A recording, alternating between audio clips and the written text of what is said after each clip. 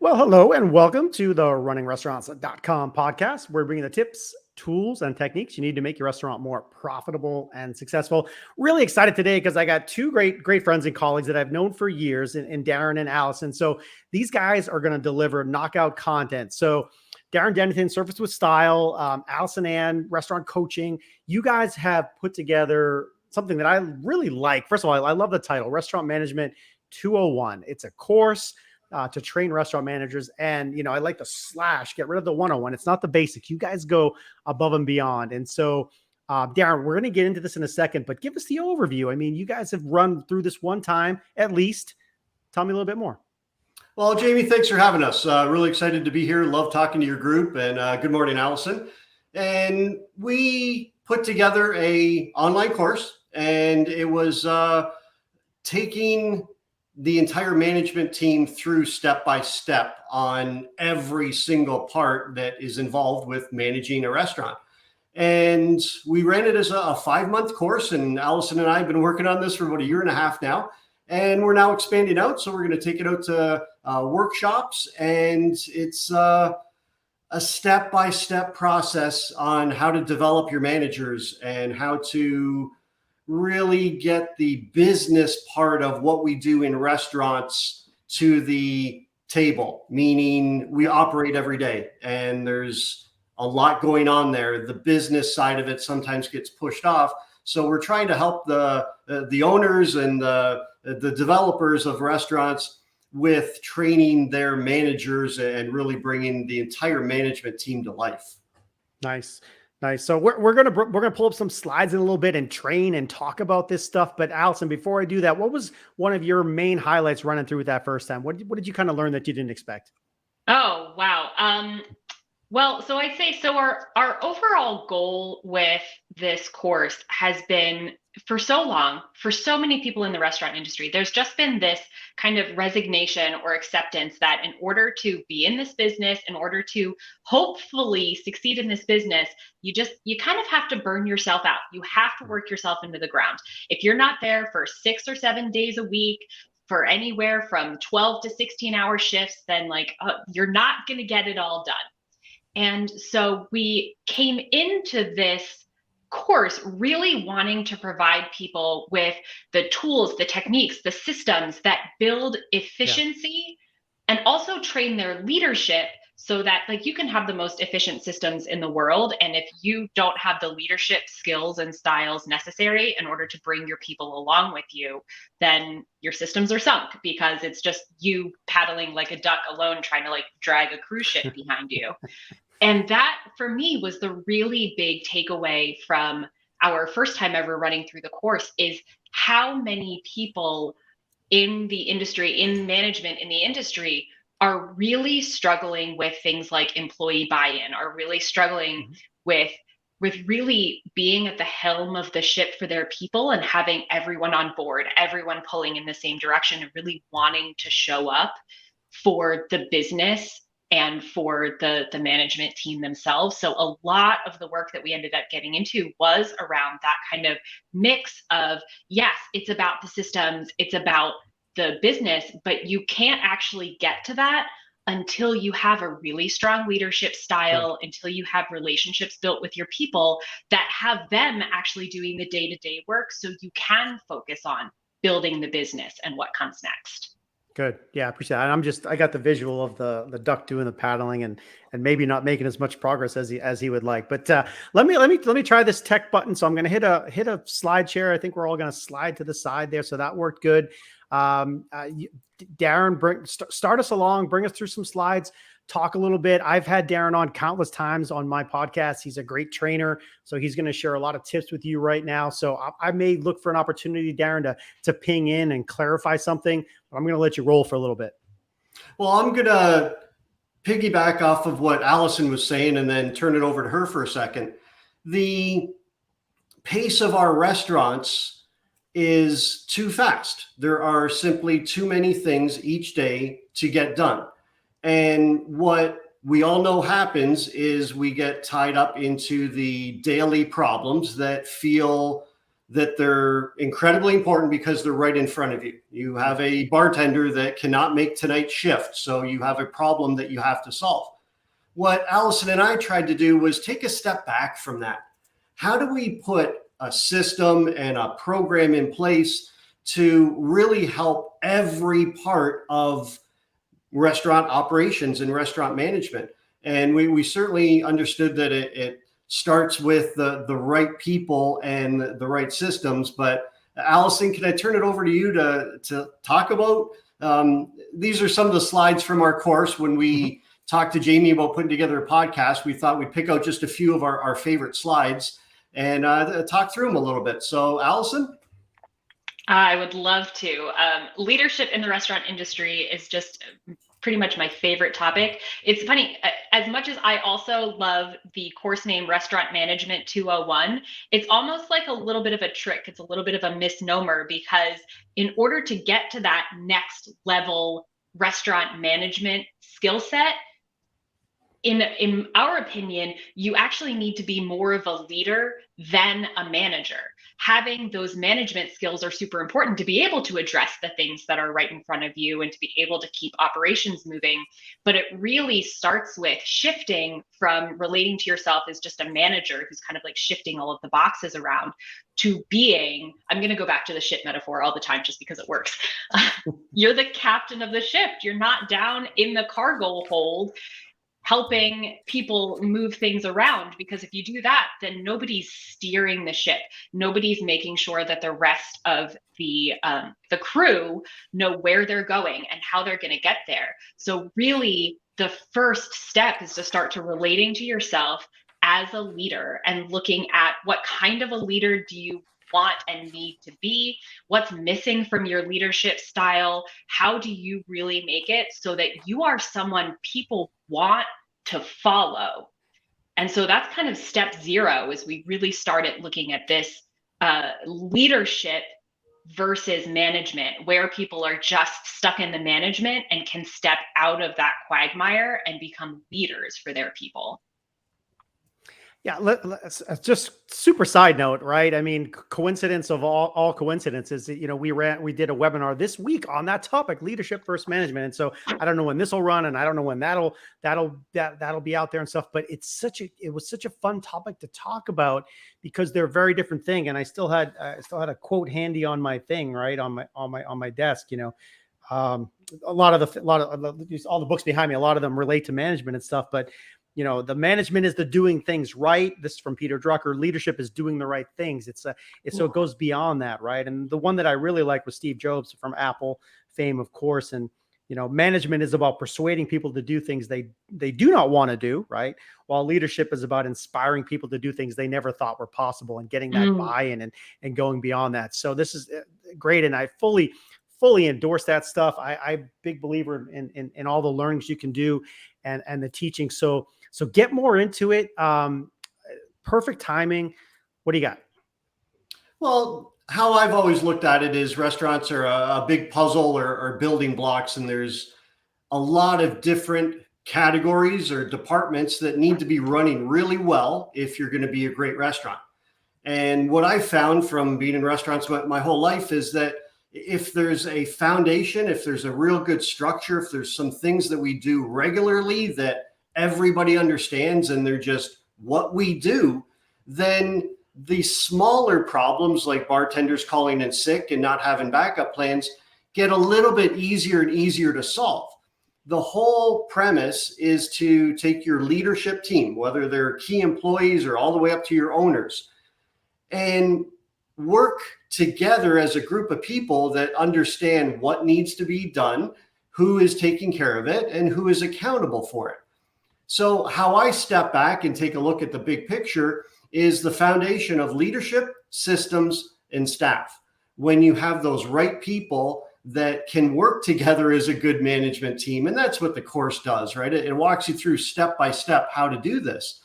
And when that management team trusts each other and they regularly have good manager meetings, and there's a leader for those manager meetings, then communication is a strong part of it. So the leadership team has to be developed first. And we're going to take you through organization.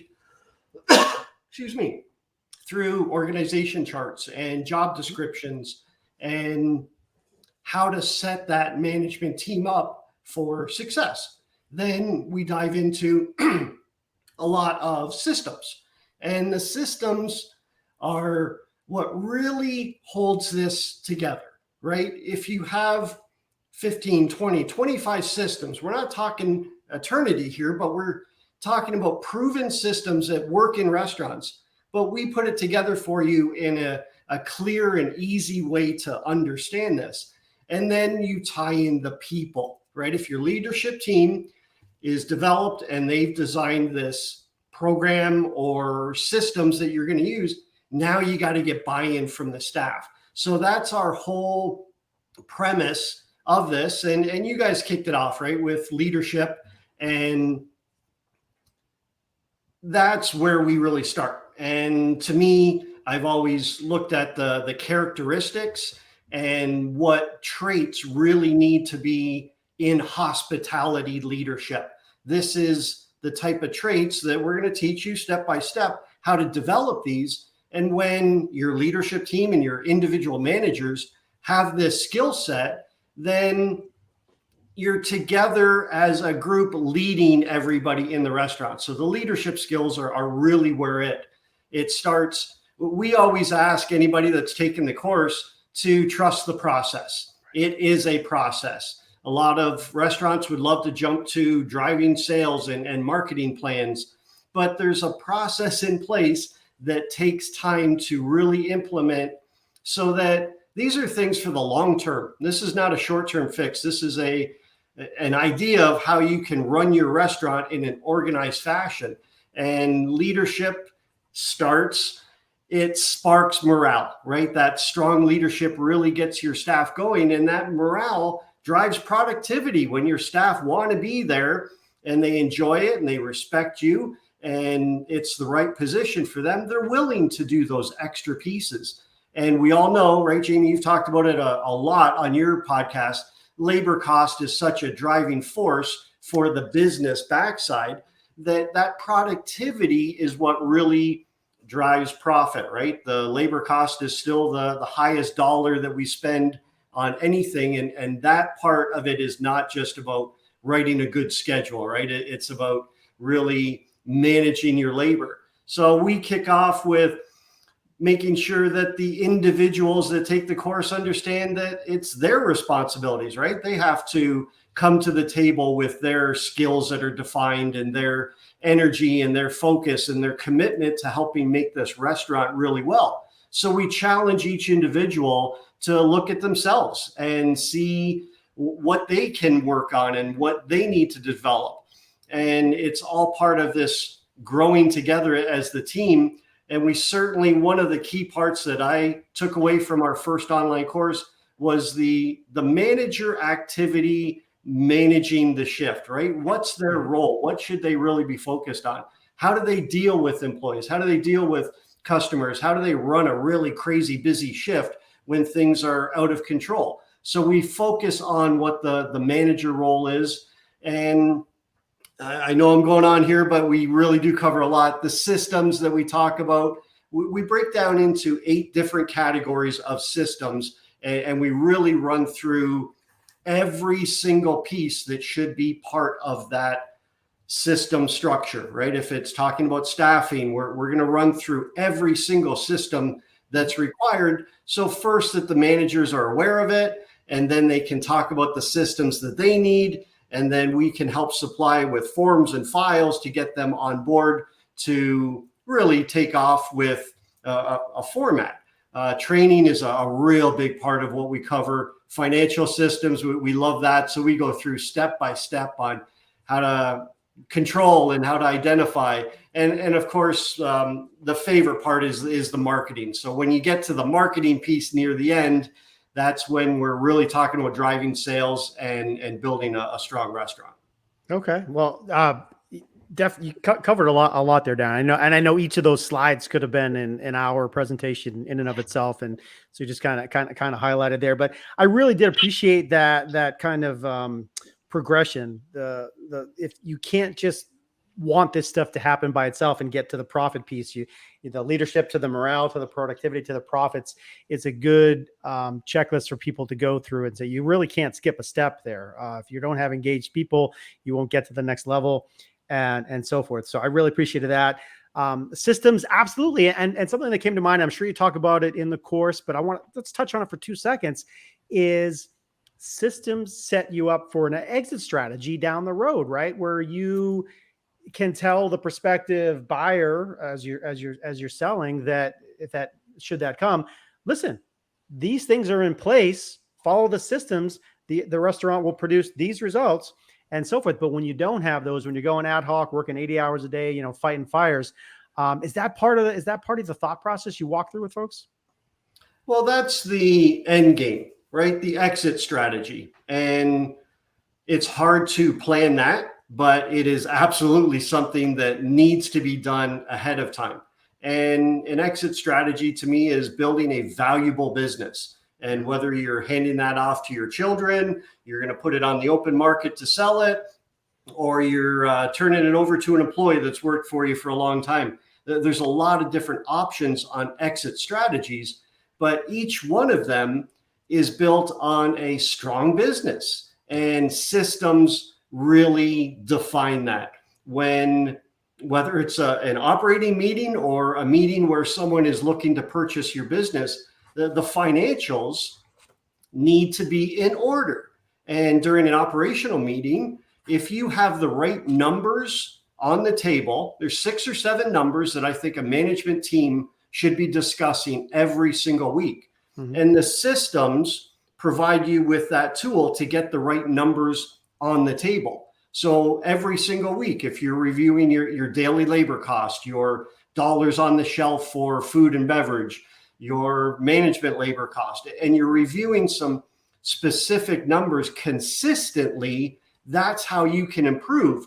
If you don't have the systems, such as a good inventory system or costing cards or a budget, then those numbers are never pertinent. Right. So driving toward whatever type of business you want, exit strategy or a long-term business that you want to run yourself, it's got to be organized, built on systems, and strong financials. Yeah, I appreciate that. Digging in a little bit there, Darren. Are we shifting over to Alison for the team part, or yeah? All right. So Alison, this part, I really enjoy the team building part. It's been a challenge for restaurants in the labor market. We already touched on it, right? In general, just finding people. Not hopefully, your restaurants aren't going to the warm body strategy because you needed people. Taking the time to find the right people is important. Otherwise, the turnover just happens and you don't make progress. So talk about building a team. What do you think? Yeah, well, in fact, I would argue that not only do you not make progress if you're just bringing warm bodies in, but when you are constantly dealing with turnover, dealing with losing people, having to bring in new people, that's one more thing on your plate that you don't have the time, the space, or the money for. It's expensive. Mm-hmm. So not only are you not making progress, I would say that actually drives you backwards, that it's almost worse to have the wrong fit brought into your team than it is to just have a hole in your team. So we really look at building the team that is aligned with the guest experience that you want to have, the whole vision, mission, goals that you have for your restaurant as a whole, which is also, that's like Darren was saying, it's a process. So we start with, hey, how do you want this restaurant to exist in the market space? What's the experience you want people to have? What is the mission that you have as a business and the goals that are going to get you there? And then you need to bring in people and train them in such a way that they understand that as well, and that the work that they're doing is really aligned with that vision you have. Otherwise, you just have a lot of people who are kind of ping-ponging around and hopefully taking care of some people, and you're either just treading water and trying not to drown, or you're actively going backwards. And so it really does, as we've said, and we will say so many times, it really starts with your leadership team. Yeah. You need to make sure that there is trust there, and that there is a reason for your people to really respect you, listen to you. And so that starts with the personal standards.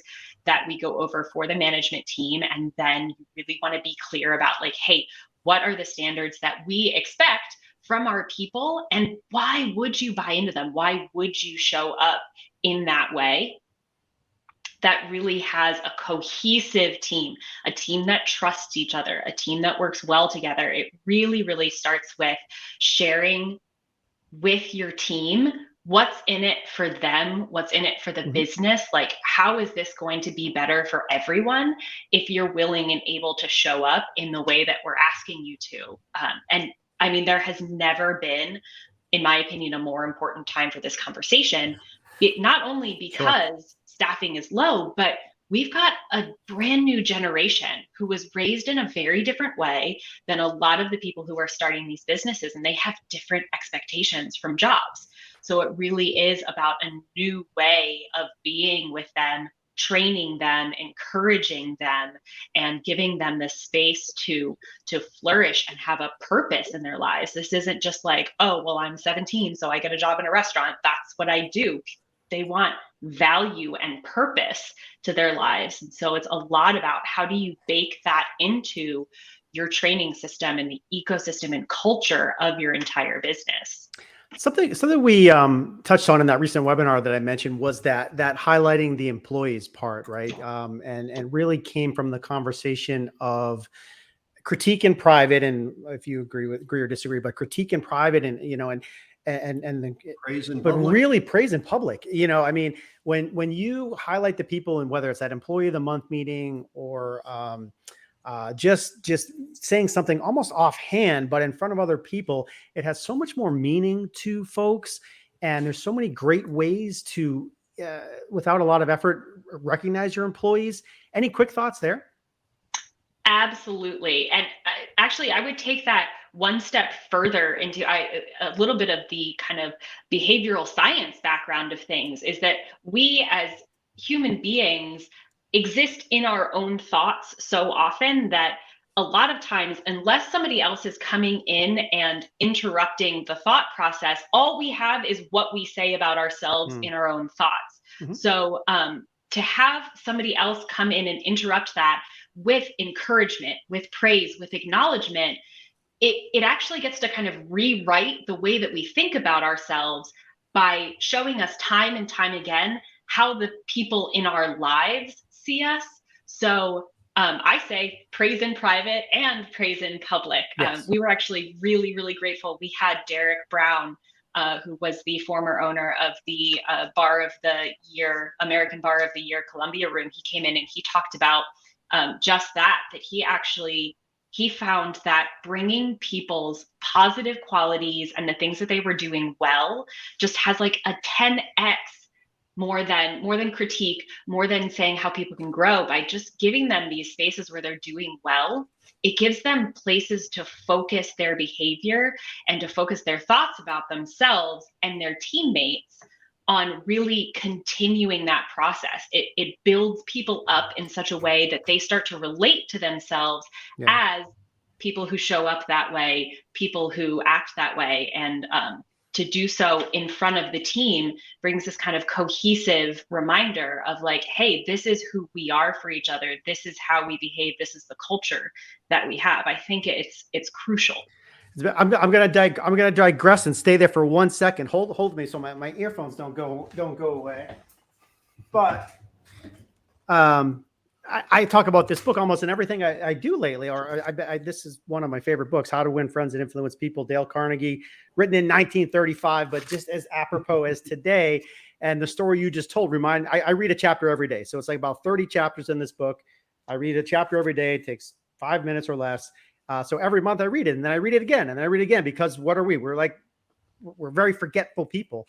And so by the time I read it again next month, I'm like, oh shoot, I forgot. Like one of the things in here is don't criticize people. This one I just opened to, like, smile, like, oh my gosh, yeah, it's a reminder, like smile at people. That's helpful. So anyway, the story that you just told about,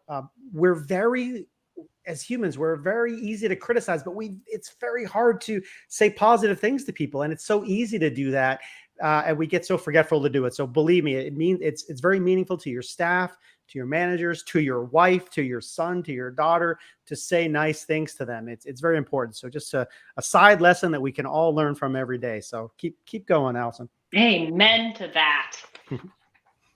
Well, and I think that segues really beautiful into this idea of personal systems, because the more you recognize and encourage the wonderful things about other people, the more you can start to see that for yourself. It really does. It starts with you. So to ask your staff to have goals and intentions and to show up in a certain way when you're not actually doing that work for yourself, when you're not working to be organized and to be efficient in your own life, when you're not acknowledging yourself. Like I say it all the time, restaurant people are absolute rock stars. You cannot even survive, let alone thrive in this industry without being just one of the most incredible humans on the planet, with everything that we have to do and be with. And so there is that first step of like, hey, look at you. Look at how amazing it is that you're here. Take a breath, slow down, put some systems in place for yourself, remind yourself that you're also doing great. And the more you're able to have that feedback system, it continues to grow and grow and grow in your culture. And then once you have built that culture, then it's the systems, it's the details of, okay, so how do we recruit and interview? What does our onboarding process look like? What does our training process look like? Who's doing the training? Do our managers know how to show up and coach and develop people so that people really see a future for themselves with the business for as long as they're going to be there, which is really going to help with retention. When you do need to discipline someone or talk to someone about their behavior, how are you showing up? How are you doing it? All in that way that is going to build morale and bring the team closer together. You don't want a team that is separate. You don't want a team that doesn't want to deal with each other. You really want a team that trusts each other and works well together. And so from there, you just get to choose, hey, what does our system look like that's going to work for our restaurant? And putting all of those things in place. And so a lot of what we do in the course is reminding people, hey, here are the things that you need to have in place. And you need to really choose, what does this look like for you all? Have it so that you can write it down, so you can communicate it. This is step by step how this goes for us, so that there isn't one person or a couple of managers who are just have it all as a balancing act that they have to take on. It's the kind of thing that you can communicate to literally anyone who walks through your door. Hey, here's how we do things. Let's talk about what we're going to train you on and what you're going to take on. Yeah. I have something in my head, but I'm going to let you go for a little bit more, but I'm going to come back to something. Go ahead, keep going out. Well, I'll toss it back over to Darren, actually. So we went into a few of our favorite topics and a few of the things that we discussed, but we get into the heart of this these are our 10 mastermind topics. So we break it down and get into what's needed for all of these 10 topics. So Darren, I'll let you take over the grand summary. And Jamie, I think what we've found is that the intentions of owners and higher up managers are to put together a good management team, and they piece together people, and sometimes there's 6, 7, maybe 10 of them on the leadership team, and all of them have some skill set. Absolutely. That's why they're sitting at the table. But to see everything as a put together puzzle is a little bit different. And on the last slide that Alison was talking about, these are the steps to building your phenomenal team. And it's a process. And we dive into every single part of this in depth, teaching not just one or two of the managers, but bring your whole management team. And we had several restaurants that had 6, 8, 10 people on our online classes. Right. And it's a great piece to talk about, hear, learn a little, and then bring it up at your next manager meeting. And you take what we're teaching and build on it more and more, and you keep implementing it.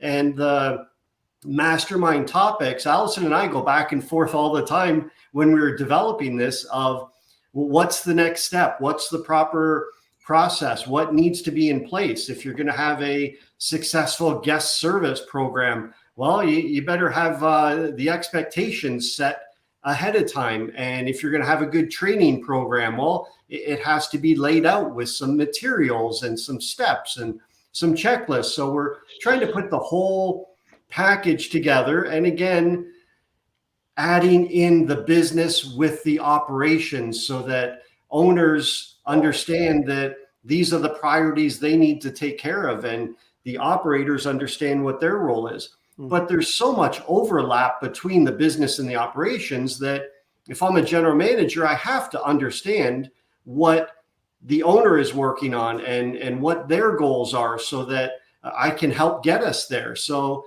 it's not just that we're teaching some topics that are pertinent in the industry, but we're trying to pull together the restaurant's management team and bring them all to the workshop and get the message all together and take away from there. So we're putting together a pretty good program. Yeah, listen, there's so many details of the restaurant business. You guys know this, operators know this, business of so many details. I was just going to point out, as Alison was talking, and I'll transition here in a second, but me personally, and you guys are probably similar, as a family, we eat out a lot. Sometimes it's quick service, just to Thursday night, quick meal to get home, but we eat out a lot on weekends and so forth. And I'm just telling you straight up that I am getting a lot of mediocre experiences lately. I don't know what's happened. I don't know where the shift has been. I don't know where the attention has been, but I know that it costs me a lot more as everyone else to eat out. So it's $100 here, $70 there, $80, $50 to eat at a quick service place for the family. It's tough. So, and it's mediocre. So 1 out of 10 experiences, I'm really like, oh, that was enjoyable. I don't mind paying for that. So what you guys are talking about, if you implement those systems, you're going to be in that you're going to be that 1 out of 10 restaurant that's giving me that great experience. And I want that number to be 5 out of 10, 8 out of 10, 9 out of 10, 10 out of 10. And we've really fallen off. So I encourage folks to get into this. And I know you're jumping into kind of, what would you call it, a workshop at the upcoming events. And then you have the full blown program. Tell me more about how they can dig in and get involved with you guys. Yeah, sure. So, Jamie, just back quickly, we were dining out, me, my wife, and daughter a couple nights ago. My wife says, "How is everything?" I said, "Oh, it's okay."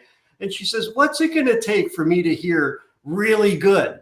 And I said, "A lot more than what we're getting here tonight."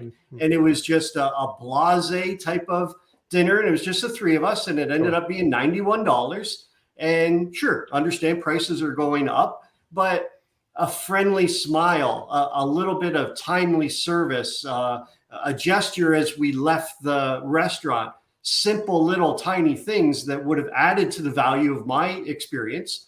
And now when I make the decision tomorrow or the day after where we go, does that restaurant hit the top of my mind? Today it doesn't. And it was just based on that last experience. And from being in the secret shopping service side of the industry for a long time, what we've always realized is that if you can provide a type of experience with your guests that is 90% and above from a secret shopping score, that's where you have to be pretty good to hit 90%. Yep. If you provide me, a guest, that experience 3 times in a row, I now trust you. And when I trust you, I'm certainly willing to come back more often. And I'm also willing to talk to somebody about it. But with what has went on with prices, we all understand why, but we have to justify those costs because, yes, I understand prices have went up, but did I really expect a $90 dinner for this type of experience? Mm-hmm. But I would have been very happy if that service had matched the food. And the value equation, 100%. As the value equation shifts, the delivery has to be better. Question for you though, like, so what was her reaction? Did you say it exactly like, hey, it needed to be a lot better, and did you just go, oh, or like what happened? Yeah, well, I've been secret shopping service with style, right? We've been doing it for 25 years, so my experience at restaurants is always looking and observing and picking up on the small things. I write a lot of secret shopping reports, so that's where my mind is.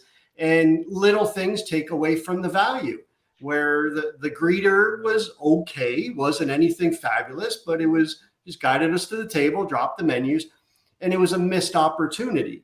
And 5 or 6 of those missed opportunities left me feeling it was just an okay experience. So to me, it's always the people connection. When that part is there, when somebody makes me smile, so many other things are more enjoyable.